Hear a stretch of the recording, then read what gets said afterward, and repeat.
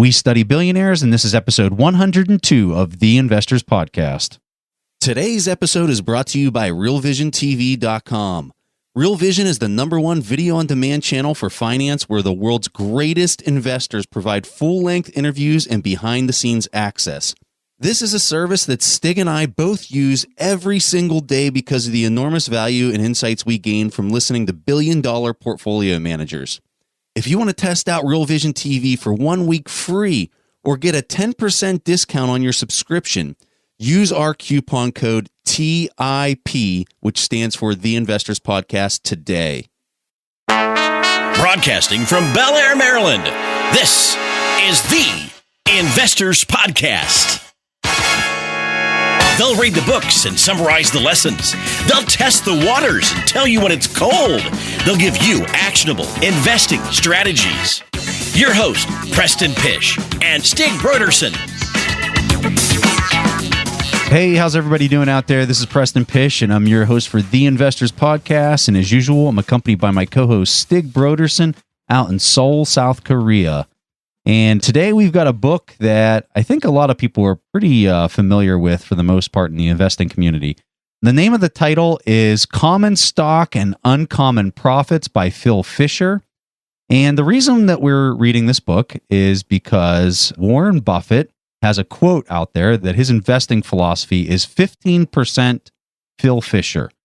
And that 15% comes from this book, Common Stock and Uncommon Profits. So that's why we decided to pull this one up and discuss that on today's show.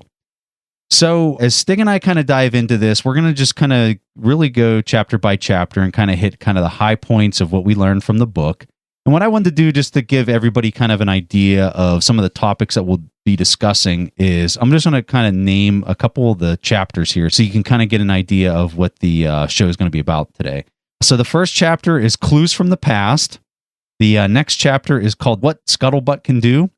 And the next chapter is the 15 points to look for in common stock, what to buy, when to sell, all about dividends, 5 don'ts for investors, another 5 don'ts for investors, and how to go about finding a growth stock. So these are some of the ideas that we're going to be discussing on the show, and those are the titles of each of the chapters in this book.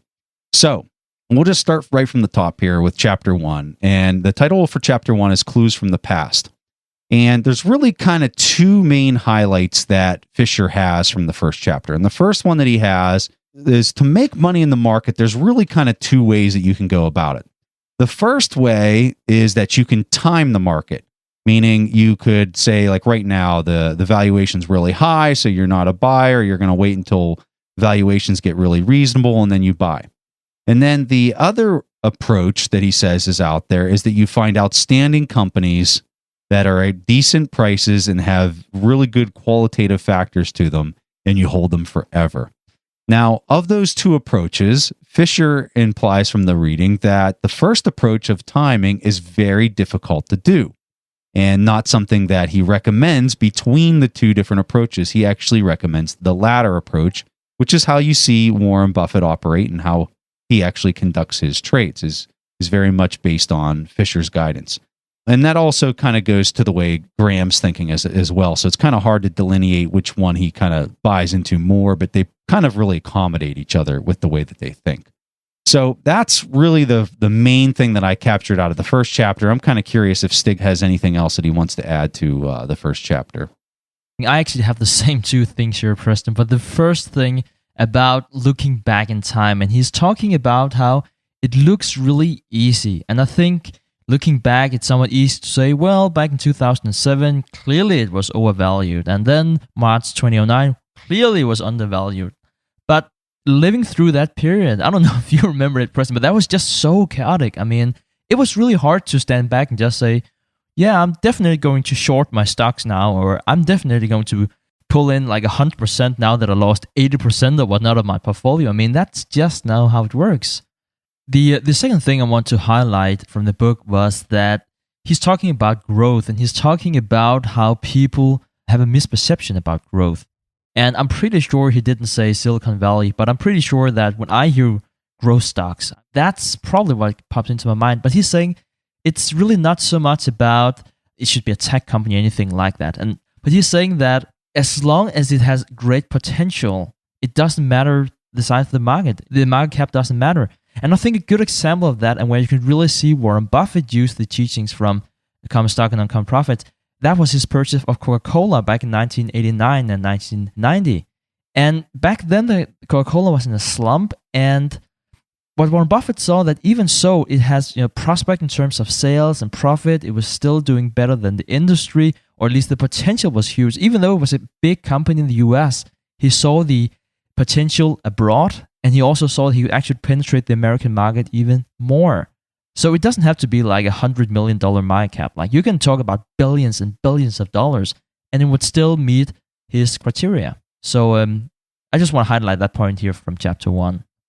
All right, so going on to the second chapter, this one's titled What Scuttlebutt Can Do. And what he's really getting at with this chapter is really kind of a basic idea, but it's something that you see with the Peter Lynch book as well, which is go out there, and if you're looking to invest in, call it a shoe company, or you're looking at to invest in some type of oil company or whatever it is, go out and talk to people that work in that industry. Talk to customers of the industry, talk to employees of the industry, talk to people who are in management, or anything that you can do to just ask intelligent questions and get to know the industry. And, his opinion in the book is that once you do that, you're going to uncover things that you just wouldn't necessarily think about as just an outsider investor that's looking at the numbers and looking at the financials when you're reviewing the company. Yeah, he's actually saying, Phil Fisher here, that perhaps the number one source is to speak to former employees. They are actually the people that can speak most freely and give you the most valuable information. And he's also saying in continuation of that what you are hearing might not be 100% consistent because, well, the truth is always subjective. But the information that you're processing should be so obvious that you don't need to be a brilliant investor to realize which stocks you should pursue and which stocks you shouldn't. I think that's really interesting. Warren Buffett has this quote that a stock should really be screaming to you, and I kind of feel that it's the same thing that Phil Fisher is talking about here. If you have to process the information you get for too long, there are so many companies out there. Why don't you just move on to the next company? All right, so going on to the next chapter, this one's titled What to Buy, the 15 Points to Look For in Common Stock. So instead of going through all 15 points, what we're going to do is just kind of highlight a few that really kind of stood out here. And one of the main ones that I captured was to find a stock that has a long time horizon, and that's definitely preferred to something that you're looking at with a short time horizon. I completely agree with that. Traders that do these 1 month kind of trades or like a 2 week kind of trade is not something that I really understand. I don't really understand how you can do anything other than something that has a time horizon in excess of a year, I would think would be at a minimum. Yeah, and one way that Phil Fisher is actually looking at this is he's investigating the company's relationship with suppliers. And he's saying, so how do they treat them? Is it like a long-term negotiation strategy, or is it short-term? Are they consistently pressuring their suppliers, or are they also willing to give a little something to build goodwill? And I think that's a really interesting approach to it. And another thing I would like to stress is one of the points are that how effective are the company's research and development efforts in relationship to its size. And he comes up with a lot of different metrics that you can look at. And basically, you need to speak to the company, but you can also look at how much money they're spending compared to the sales. A lot of neat tricks here. But I kind of think that this point about R&D really highlights one of Warren Buffett's main things. Don't invest in companies that have too much R&D. I don't know if he's been quoted to say that, but he's really looking at very simple products. Actually, the books, even though it tries to simplify the whole technology process, but I also think that it really illustrates that if you're too caught up in too much of the technology and trying to figure out what's happening, you probably shouldn't invest in that company in the first place. I understand that argument, and I've read that in all the Warren Buffett stuff, but at the same time, I just want to kind of throw out a contrarian point of view for people just to consider. I mean, I'm not saying that this is right or anything. I'm just trying to give people maybe a different perspective and something to think about. So whenever you talk about R&D from an accounting standpoint, R&D is something that is turned directly into an expense. Okay. And then whenever you're looking at how R&D carries over, and I'm strictly talking from accounting in the United States, when you talk about how once that company makes that investment, let's say it's a Google would be a great example. Let's say Google invests, $10 million in an idea, in an R&D research effort. And they're dropping all that money into whatever, let's say it's driverless car technology. As they're spending that money, that is immediately being expensed on their income statement. None of that is being carried over into an asset unless it's just for the patent application. That's really kind of the only thing that they can carry over as an asset onto their balance sheet. So as an investor is looking at that, and if an investor is looking at just the balance sheet, and this is more of a caution for people that would look at that just from a book value or balance sheet standpoint, you're not necessarily going to see the value of some of those intangible and tangible assets that have been test articles or whatever that are created inside of that R&D veil. So a perfect example is what I said there as far as the driverless technology. That might be a huge asset for Google moving forward into the future in the next 10 or 20 years. And when you're thinking about future cash flows that might generate if they are able to move into this massively huge car market and the technology and able to license the software for this to some of the other car companies, you think about all of that and how that's showing up anywhere in the company's financials. I don't think that you're really seeing it anywhere other than being expensed on the income statement. So, you read a book like this and you know these guys are super smart. Warren Buffett buys into this, but then there's other things that I feel like I do know from my own experience and things that I've studied that add kind of a wrench into all of this. And that's where it's really hard. And I think it's really important for people that are just starting off to let them know how insanely difficult some of this qualitative stuff becomes. And that's really, Phil Fisher's book, this is really the qualitative piece of Warren Buffett's investing approach. The quantitative side, the number side of figuring out the value of things, that's really all Benjamin Graham type stuff. So when you read this book, it's very qualitative. It's talking about these things that are intangible and it's hard to put a value on it. But I think when you get into his discussion of R&D, I think that you got to also understand some of these rules of accounting and understand how it could maybe not necessarily be 100% true. And I hate to confuse the audience, but I think it's important to, grow that knowledge base as well as we're having these discussions. I love the approach you have to this, Preston, in terms of looking at the accounting, because the first thing that popped up to my mind whenever I read this was, you said that sales to R&D is a good indicator. It depends on how you measure R&D and how the accounting rules has changed since I think it was written in the late 50s. I don't know if it's still valuable. Well, and here's another thing to think about is let's say you're doing R&D work and you have insanely talented and smart people working for your company versus the R&D of, a company that's not doing revolutionary kind of stuff and they're just basically burning money because maybe they don't have the most talented people working for the company. You take the R&D of some mediocre company and you compare it to the R&D efforts of a Google. I think that for every dollar spent, you're probably getting 10 times the performance. So you always got to ask yourself why. And then you got to try to understand the second, third, fourth order effects of maybe why your opinion might be wrong. I think to conclude here on chapter 3, I think all the 15 parts are extremely relevant. I would definitely encourage everyone to go in and read our executive summaries where we have a brief explanation of all of them. But I think there is one thing I would like to pinpoint here, and that is that none of the 15 points are important if the management doesn't have integrity. I mean, that is really the one point ruling all of them. And the way that Fisher measures that, I'm really cautious about using the word measuring because the whole book is about you can't really measure all this quantitative stuff. But he's saying one of the best measures, if you have to, is to look at how the management handles a crisis. And he's saying that he just sees so many managements just clam up if something goes wrong. And he's saying that is an amazing indicator of the integrity of the business. If they have hardship and they share it with the investors, with the owners of the company, then they have integrity. So the next chapter is what to buy, applying this to your own needs. So in this chapter, Fisher argues that many investors do not spend the time and effort required to make good investments.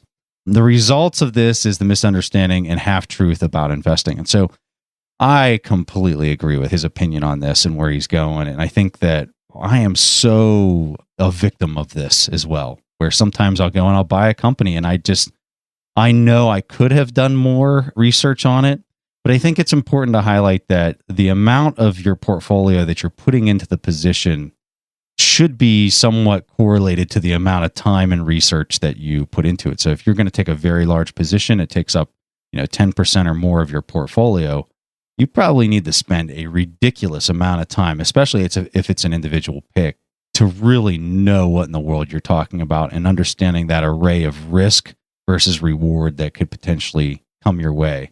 So we completely agree with Fisher on his main thesis for this chapter.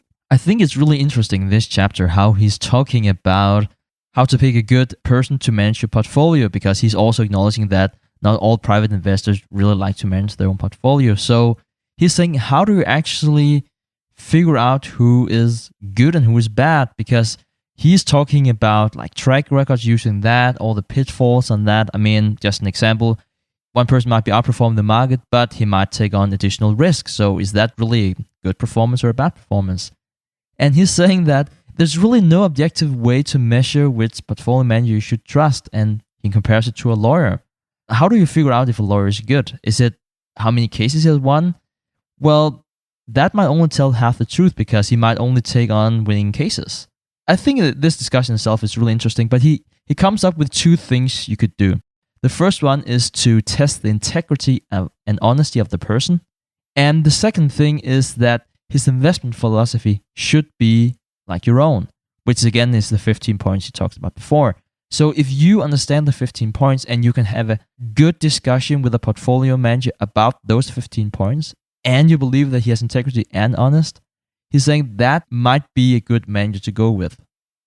Yeah, I think it's important just from like my personal experience. I know whenever I've talked with different investment bankers and things like that, you talk to people that you have with your brokerage, and my experience is that people that are handling it are usually more on a sales kind of position, and they're just trying to push a product or push a certain, fund that they kind of get a higher fee on. And so if you're out there and you are having other people manage your stuff and you feel fairly comfortable asking some of the hard questions of things and topics that we discuss on the show, I would highly encourage you to do that with that person who's helping you manage your portfolio. And I think the further that you dig into those questions, I think you might be surprised at some of the answers that you actually get back. And the surprise might not be in a good way. So for example, you'd say, hey, so what do you think the general yield or return I would get by being invested in the S&P 500? And then see how they respond to that. And then based on their answers, just ask them a follow-on question that digs even deeper into that area, And I think when you do that and you kind of just sit back and listen to the way that they respond and ask them intelligent questions, and maybe even write them down before you'd call, so that you can make sure that you can test their level of expertise and what it is that they know and don't know. That, I think, would be a really good decision to filter some of these people so you can find somebody who really does know what they're talking about. I think it was one of the first questions that ran on the show, and there was this young guy, and he was talking about how he was home with his parents and how they had a financial planner visiting them. And, he was doing the good thing for his parents, and he asked, okay, so you suggest those like 8 stock picks. What's the PE of them? And the financial planner was like, what's the PE? That was a great question, by the way. And his question was also in terms of, as far as I remember, in terms of how to find like the right person to take care of his family's money. And, well, if they don't know what PE is, that's probably a good indicator that you shouldn't trust that person. Good indicator you should run. Okay, so the next chapter is chapter 5, and in this one we talk about when to buy. And so Fisher starts off talking about really this market timing idea and just how difficult it is for an investor to time the market. And so instead, what he suggests is that a person should look for outstanding companies that have temporary problems or setbacks for some reason that the market's not pricing them favorably.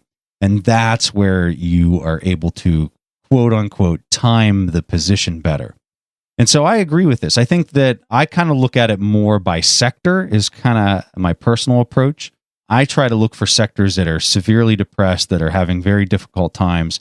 And then I really try to go find the business or couple of businesses that are performing best in that sector. So, for example, if oil has really had just a brutal time for the last 2 years, last year and a half ish, and if you take that approach with the oil industry and you're lining up, okay, this company has the fattest margins, this company has the best brand, they have, you start lining up all those reasons why you think company X, Y, and Z might be the best in that industry. That's when you really want to kind of start taking a position, whether it's slow, whether it's fast, or however your approach is to getting into the pick. But this is how Fisher suggests that a person does it, is they look more in that way for their timing than to time an entire market. Yeah, and I think it's interesting that he's saying that on one hand, you would take a company that has temporary problems, but then he continues talking about, well, if you think problems in terms of taking a hit on the earnings, well, why is that so? Is it really because like the customers are running away, or is it because the increased expenses are from developing new products? And he's saying that if you know a company really well, pay close attention to their expenses on, again, you might call it R&D or however it's accounted for. What are they doing right now? And he's saying he just sees so often that a big investment is made, investors are running away screaming because the earnings take a small dip. But then in the long run, whenever they start monetizing these products, that's really when you see the spike in their earnings. So don't look only at the bottom line, look at why has the bottom line changed for these companies. Yeah, and just as kind of a final note for this chapter is really this idea that his overall recommendation about when to buy is base your investment decisions on solid knowledge about the individual company and disregard the fears and hope about conjecture and conclusions that are based on assumptions. So he's really getting into this. You got to have some quantifiable facts of why you're maybe changing your opinion, opposed to just maybe an article you read about some journalist's opinion or whatnot. That's what kind of causes the market to go in these swings in a weekly or monthly time frame. But when you actually look at what Stig was discussing, was like, hey, they just created a brand new asset that's going to add more to their top and bottom line, but it's just being delayed because of maybe an assembly line was delayed or whatever. That's when you really are seeing big opportunity in the price. Okay, so this next one, Chapter 6, is something that I think a lot of people are interested in. This is a really common question that we hear from people when we're talking to them, and that's when to sell and when not to. So Fisher has an entire chapter dedicated to this, and Stig briefly mentioned, if we're not going through these chapters in enough detail, please sign up for our email list. You'll get the entire executive summary that we wrote on this, which is fairly detailed. And you'll get it completely for free if you sign up. And we don't send out any advertising. So it's a great deal. So just sign up and you can get all of our detailed notes on this. So Stig, go ahead and talk to the audience here a little bit about the when to sell. Yeah, so what Phil Fisher does here is that he outlines 3 reasons why a stock investor should sell his stock. And the first reason is rather simple. He says that if it's less attractive than originally anticipated, you should just go ahead and sell that stock. And I think that point is really interesting because there was also something that we discussed with Guy Spear whenever we had him on. And he was talking about how he had started to give himself like a 2-year period where he couldn't sell a stock because he knew that, assuming that he was making a mistake, of course, but the reason for that was that if he knew that he could just sell a stock wherever he regretted that, he might be overtrading. He might not do his research well enough. And if he was forced to hold on to a stock for as much as 2 years, if he was mistaken, he would work really, really hard on not being mistaken. So I just think that I would like to put that out there. I think I can definitely see why Phil Fisher is saying if you made a mistake, just correct that mistake. That makes a lot of sense. But I also think Guy Spear's argument carries a lot of weight.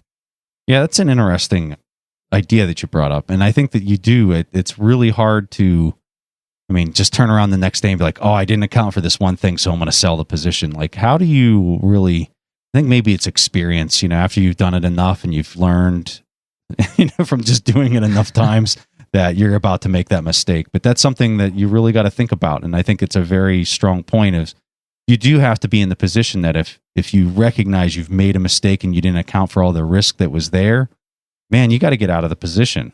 You absolutely got to get out of the position. So that's something that I think is going to be very difficult for new investors, but it's something that, experienced investors, I think, have a knack for just from their own personal experience in doing this enough times.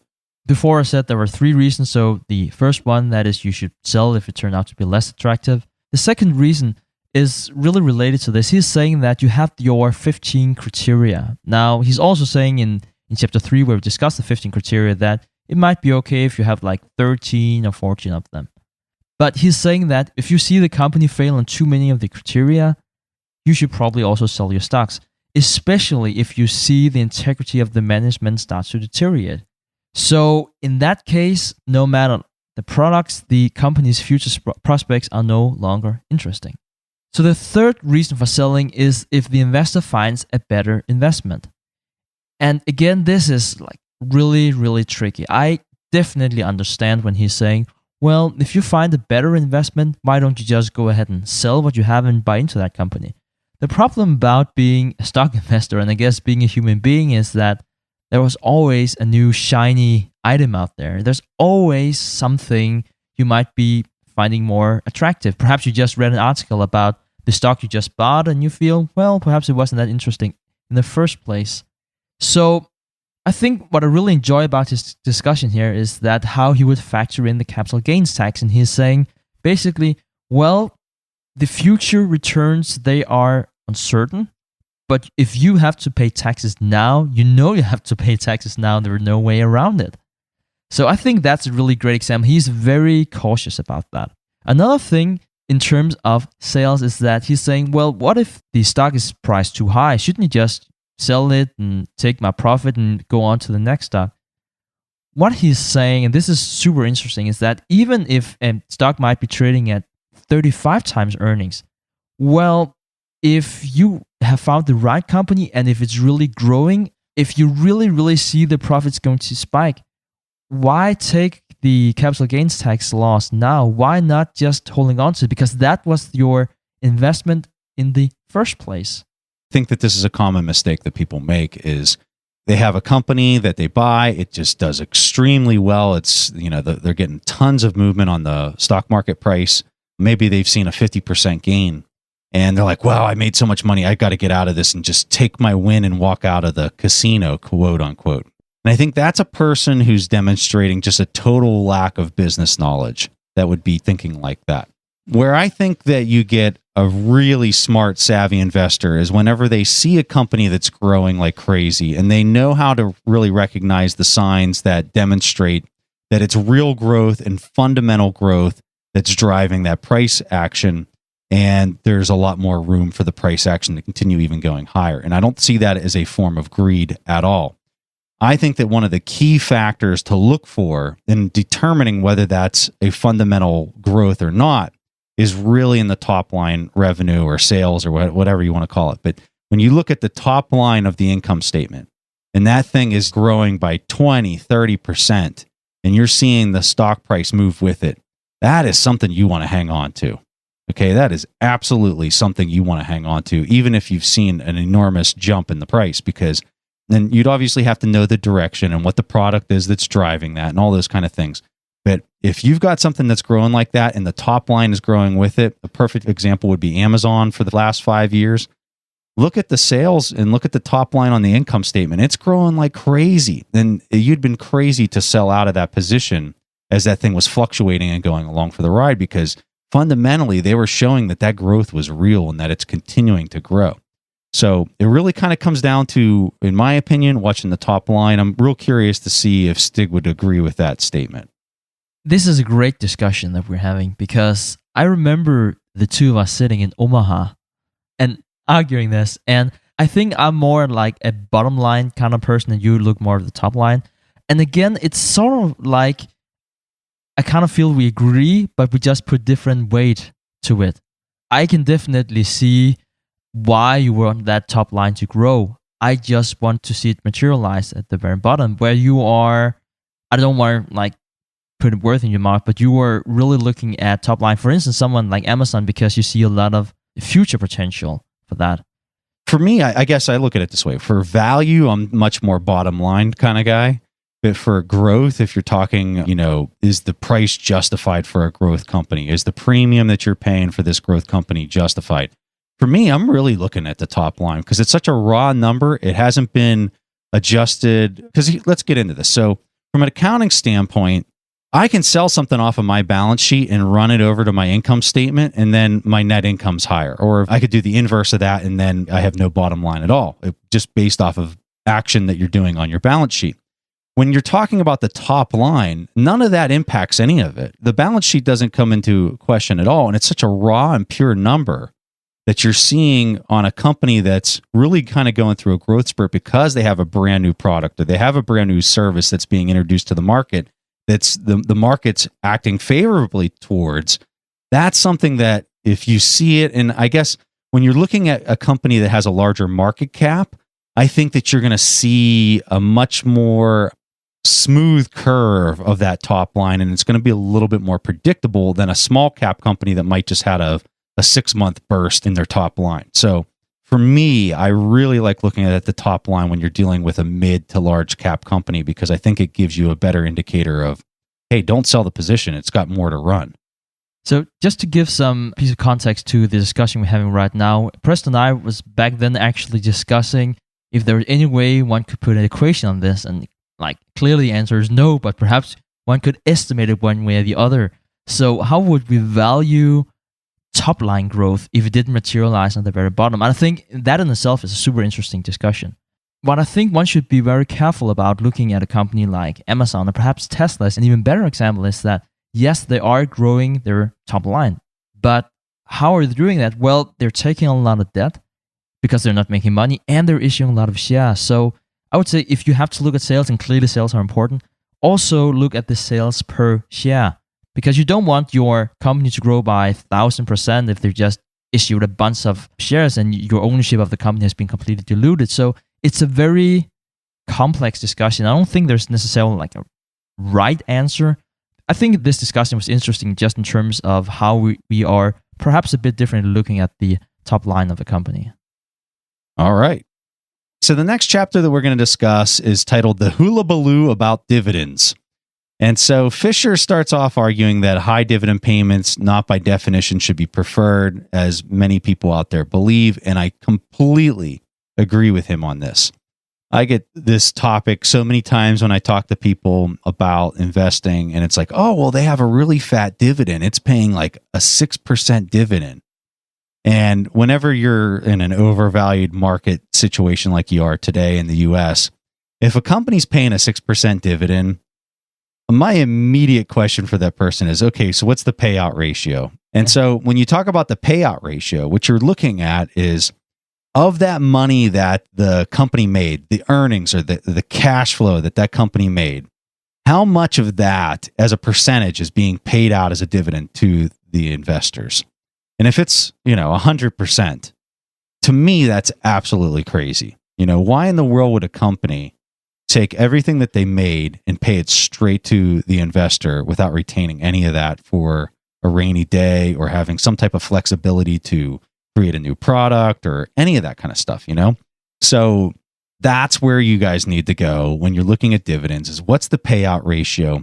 I think a good rule of thumb is that if a company is going to pay a dividend, which we could get into a really long discussion on whether a company should even pay a dividend, but if a company does pay a dividend, I think a good rule of thumb is only about 33% of it should be paid out to the shareholders, and the other 66% should be retained. And that obviously is a function of how well the management can invest their retained earnings. But I think as kind of a rule of thumb, that's kind of what most people would be looking for as a reasonable dividend. Yeah, so a few comments to that. So the first thing is that whenever I hear about payout ratios of 100 or whatever it is, that the interesting thing is that if you really look at it and see what are happening in these companies there with this high dividend payouts, very often it's a one-time thing. And very often the reason why they're doing that is because they had just been selling off assets and then they're paying it out in dividend. And that might be the right thing to do from a shareholder maximization viewpoint. But just think about it.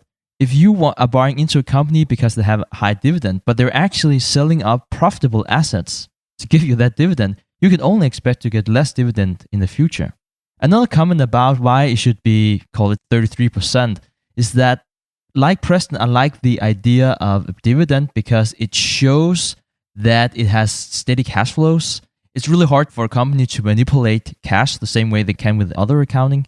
And also, it's usually a good sign, not always, but it can be a good sign of that the company still have a lot of growth in it. And I know that you hear us, and Preston and I, we were come off as value investors, and I think we are, but clearly we also like growth if you can do that. And if a company is paying out consistently almost everything it makes to its shareholders, for one thing, I know I'm going to pay a lot in tax. That's one thing.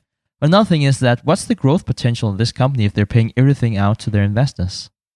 I mean, that's a fantastic point, because those assets that are creating that earnings or that profit that's being paid to you, how is that going to be sustained, or how is it going to be flexible for a changing marketplace? Because as you're there collecting all these profits and then paying it to yourself, okay, let's assume 100% payout ratio. There's a competitor out there that's trying to eat away at that margin somehow, some way, and they will do it eventually. And if you just continue to suck the blood, a good example of this would be somebody buys a piece of real estate and they rent it out to somebody, but then they never improve it. They never do any kind of updates. They just continue to suck the blood out of the profit. And then at the end of the day, 10, 20 years later, they're sitting there with this building that's falling apart. The door's falling off. You can't even rent it to anybody because no one wants to live there anymore because they didn't reinvest and they didn't do the right things as a business owner. My other comment about dividends, just from, kind of a reason I don't like them, is the tax. From an owner's standpoint, if you own the entire business, just say you owned every single share and you were going to pay yourself a dividend, you're getting like double taxed on that. And so as a shareholder, I don't particularly like that. And I think that's one of the main reasons why Warren Buffett doesn't pay a dividend with Berkshire, is because it pains him. So that'd be a huge tax burden to himself when you look at it from that context of owning 40% of the company. So whether you own one share or you own 40% of the entire business, you're still paying that tax. And I think that's how Buffett really looks at it, and that's why he doesn't pay any kind of dividend. Yeah, and the way that Phil Fisher also explains this is that he understands why people would like to collect a dividend, especially if they need that to support their way of living. He's saying if that's not the issue, then why do you want that dividend? Because you're probably going to reinvest it. And you don't have that many different stocks to invest in any case, because you only want to buy the very best. So I think his discussion about dividends is really interesting. Hopefully, Preston and I will one day do an entire episode about dividends. A lot of things to discuss about this, and it's one of those things that always sparks a good discussion. So I'm actually happy that we have a chance to talk about dividends here as well. Okay, so the next chapter is 5 don'ts for investors. The one don't here that I read that I felt was really good one, and it kind of touches on a conversation we were having earlier. He considers a generic outstanding company that is trading at a high price to earnings ratio, a high PE. And typically, let's just say that this company is double the PE of the Dow Industrial Jones average. And Fisher says that it's a mistake that a lot of investors make, that they would sell that company because it's trading at such a high PE without really understanding what the future prospects are, and without understanding the growth potential or the margins of the company. They just sell out of it because it has a high PE. And this goes completely back to what Stig and I were saying earlier, is if you've bought that company and it's kind of grown in price to very high levels, and we're obviously talking about an individual pick here. We're not talking about an index, because I think you got to look at that completely differently than an individual pick. So we're talking about an individual company that's performed extremely well with regard to price. You've got to dig into it. You got to understand what's driving that price and understand that fundamental thing. And so that's one of the things that Fisher says here, that a lot of investors, one of the top 5 things that investors do that they shouldn't. One don't that I really like, and I actually think I read this before I made the mistake.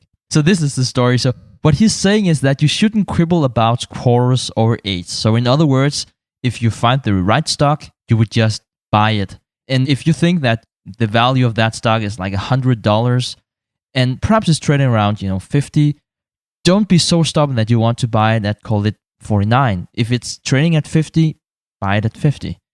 So my story, that was actually because I was selling. I would like to say it's like 1.5 years ago or something. I was selling my position in Wells Fargo. And so the spread on Wells Fargo was like really low. And I think it was something like 57.62 or something like that. And this is like annoying habit I have from my trader days. Like I can't meet the buyer at his price. I need to have him lift me. In other words, I'll be selling at, call it 57.63 because I want that 1 cent more. So I was in there and I was putting in my limit order. And what happened? Clearly, the market dropped. And I was just so stubborn. I was like, I need to have 57.63. And the market just didn't want to come back to that. And so I was just getting so frustrated, and it was just 1 cent. And I was just, oh my God's sake, why do you do this to yourself? And then, fortunately, and this was a little lucky, this was not me being a good investor or anything, I hold on to it for another week or something. And then I got that 1 cent more, but I'd definitely rather be without that, the pain I go through. I love this point because my dad and I getting like so many arguments about this point. You know, he's more like you, Stig, where he wants to put in the limit order. He wants to say, oh, well, if it gets down to this, then it's going to buy, and then the decision's made for me. And I'm much more like Phil Fisher, where it's like, hey, if you've done the analysis, you think it's a good buy, just buy it. Don't play around and nickel and dime the entry point. Just put in a position and take it, because who knows if it's going to give you that opportunity or not. Like, we preach not to do any kind of market timing in the short term because it's impossible to predict. I find it very silly. And so, Dad, I know you're listening, but when you hear this, Phil Fisher agrees with me, not you.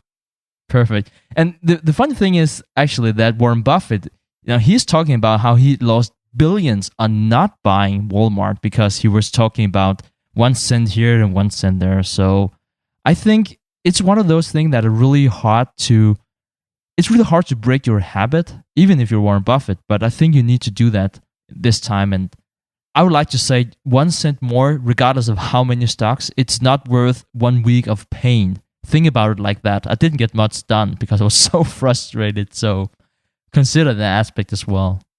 So I'm going to highlight one more that kind of goes without saying, but it's in the book. And this was actually in the follow-on chapter. We had another 5 don'ts. I don't know why he titled the chapters that way. It's a little awkward, but the one that I think is definitely worth mentioning, and I think everyone that listens to our show knows this, is don't follow the crowd. Don't just go against the crowd to go against it. But I think whenever you see the crowd going in a certain direction, that's giving you a cue. Hey, there's opportunity here. Let me do my homework and find something that is going against the grain that makes sense for good fundamental reasons. And I think then you'll find good opportunity. Don't just go against the crowd, because sometimes you can kind of get burnt that way too. Like, everyone's selling Deutsche Bank right now in the August of 2016 because everyone thinks it's insolvent, but it might just be insolvent. They might go down in flames. So that's where you got to really do your homework. And, we encourage you to go against the crowd, but make sure you're doing it for good fundamental reasons. So where Phil Fisher definitely goes against the crowd is his discussion about diversification. And that's another don't that he has in another chapter. And he's talking about that there are so many stories about people not being diversified enough and losing a lot of money. But we talk very little about all that money that we are losing because we are diversifying too much. And this is just such a classic, I don't even want to say Warren Buffett, but such a classic Charlie Munger argument. Like, why would you diversify when you could buy more of the very best stock? And he's saying that there's so few of the best of the best of the best stocks. Why would you go ahead and buy 50 stocks? How much can you know about stock number 50? So that was definitely advice I took up whenever I started stock investing. I should probably have known more about stock investing before I actually decided to follow that advice, because I also lost a lot of money on not being diversified enough. But I think his idea of like, if you really know what you're doing, if you have really done your due diligence, and that's the whole essence of what Phil Fisher is talking about, do a thorough due diligence. Why would you miss out on a great return just because you feel you need to have 50 stocks or 100 stocks or whatnot? So I'd like to just talk a little bit about diversification. So I want to say it was about a year ago, you had this heated debate. I forget where this was at, but it was between Bill Ackman and Ray Dalio. And when you look at those two's approach, both billionaire, Bill Ackman's a billionaire, right, Stig? Or was, I don't know if he still is, but yeah, he's a real high net worth, Carl Icahn kind of approach guy. Mixture between Carl Icahn, Warren Buffett, I would say. And then you got Ray Dalio, which is a drastically different approach. Computer algorithm trading, breadth that is just way, I mean, he has hundreds of picks in his portfolio, and it's very dynamic and constantly changing. And so Ray Dalio, I was reading in a book, I believe it was the Market Wizards series, where they were interviewing Ray Dalio, and Dalio made the comment that he felt that the holy grail of investing was this diversification across international markets, that you would take the correlation between asset classes completely out of the mix. That's what he felt was the holy grail of investing, because he was diversifying and minimizing his risk across the entire global portfolio of assets, whether that's commodities, fixed income, equities, the whole bit. Where Bill Ackman has a drastically different approach, where he was very focused on like less than 10 companies. I want to say he was like down to 8 companies last summer. And Bill Ackman was really kind of laying the screws to Ray Dalio and really giving him a rough time. Lo and behold, 6 months later, Bill Ackman just got crushed in the market. I mean, absolutely murdered here in 2016 as far as his performance.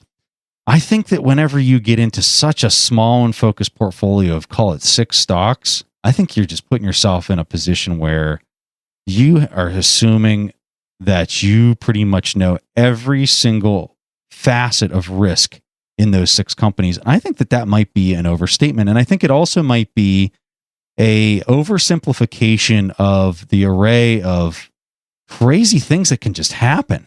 You know, like weird stuff can happen in the world, and you might think that you've accounted for every risk, and then something random, some black swan comes out of nowhere and just totally shows you how you did not account for something when you have that few of picks. And so I think that a more reasonable number, and I think that this is where I'm really going with the conversation, is what is a reasonable number of picks at a minimum threshold? And I would really say that I think that that number's, you know, some might argue it's 10. I would probably argue it's 15 is probably a good number to really kind of shoot for. And I would give that a plus or minus 5. You know, maybe go up to 20, maybe no less than 10. But I think around that 15 mark is probably the best place to be. And I think that Phil Fisher would agree with kind of that mark as well. And I think there's a lot of other great investors that would probably, and that's really where I'm pulling it from. It's not Preston Pish's opinion. I'm pulling it from other investors that say 15 is probably the mark. I think this discussion is really interesting because you are making yourself really vulnerable. I mean, on one hand, if your portfolio is so concentrated and then you make a mistake, clearly you come off wrong. And then you have someone like Charlie Munger and Warren Buffett, when they invest, I think it was like around 30% of their portfolio in Coca-Cola in 89 and 90. So, but I think if you ask me how many securities I think I would like to own, I think I'm probably closer to 10.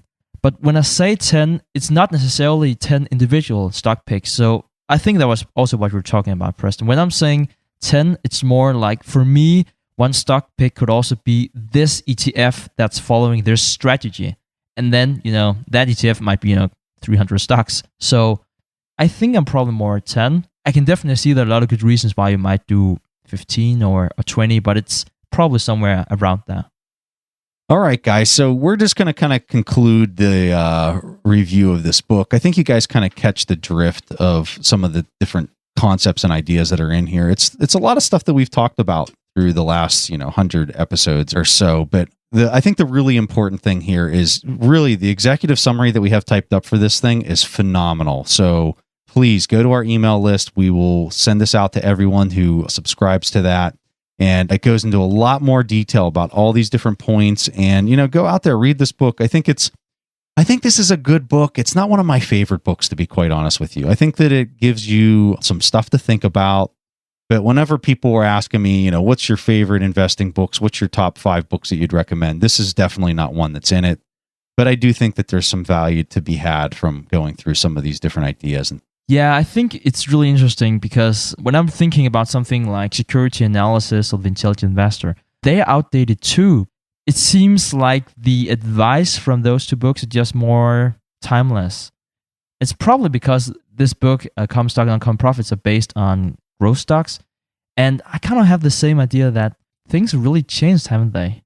Not so much in the Benjamin Graham world in terms of the balance sheet and how to analyze that, but in terms of how to evaluating the moat. I think a lot of things has changed, and I think a book about how to value and how to cope with competitive advantage. That can only be an input by definition.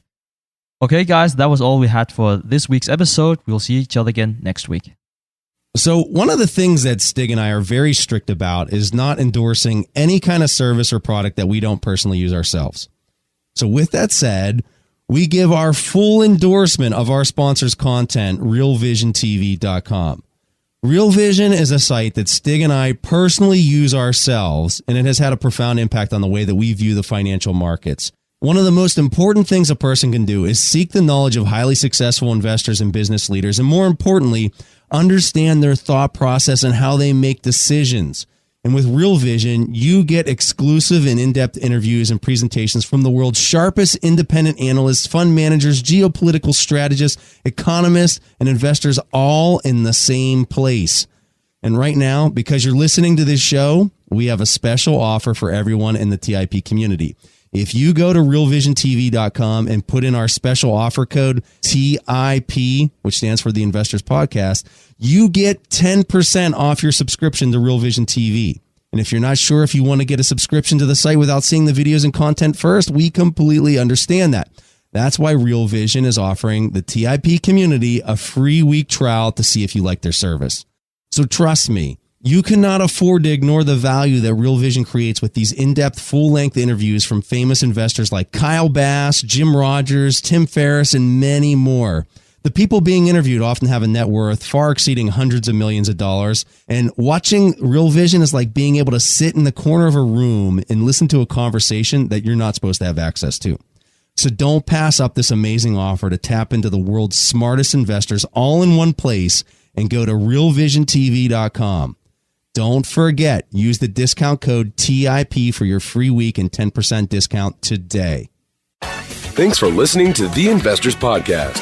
To listen to more shows or access to the tools discussed on the show, be sure to visit www.theinvestorspodcast.com. Submit your questions or request a guest appearance to The Investors Podcast by going to www.asktheinvestors.com. If your question is answered during the show, you will receive a free autographed copy of the Warren Buffett accounting book. This podcast is for entertainment purposes only. This material is copyrighted by the TIP Network and must have written approval before commercial application.